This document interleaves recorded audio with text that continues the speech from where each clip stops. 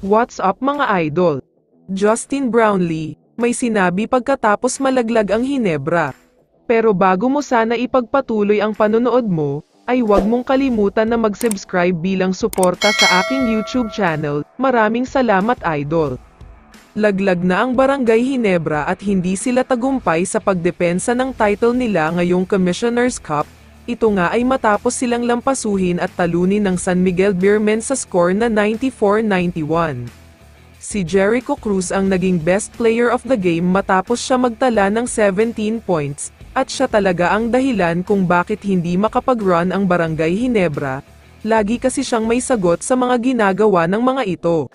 Malaki naman sana ang chance ng Hinebra na manalo sa laban na ito. Dahil kung hindi ako nagkakamali ay umabot sa 8 points ang kalamangan nila sa third quarter.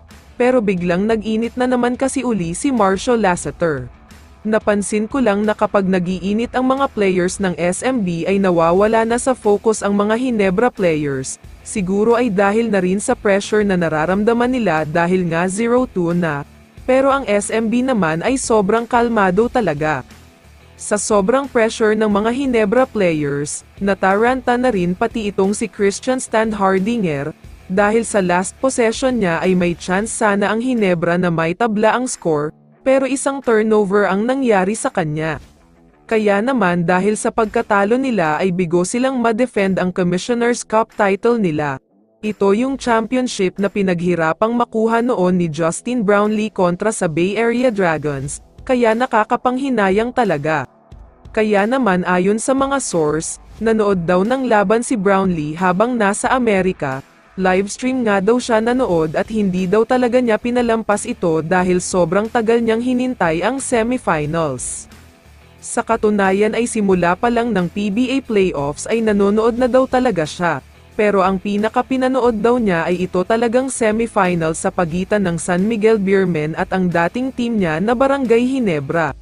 Kaya naman pagkatapos ng game ay may nakakagulat na sinabi si Brownlee. At ayon nga sa kanya ay proud na proud pa rin daw siya sa mga Hinebra boys. Dahil nakita niya ang effort nila para talunin ang napakalakas na SMB. Nangako nga si Brownlee na kapag natanggal na daw ang suspension niya, babawi sila sa susunod na Commissioner's Cup, at hindi na niya hahayaan na ganito ang mangyayari. Gagawin daw talaga niya ang lahat para maibalik sa kanila ang kampyonato. Kaya naman kung ikaw ang tatanungin idol, ano ang masasabi mo sa nangyari sa Hinebra? I-comment mo naman ang sagot mo sa tanong na ito. So dito na nagtatapos ang video na ito. Maraming salamat sa pagsuporta at panonood mga idol. Ingat at bye-bye.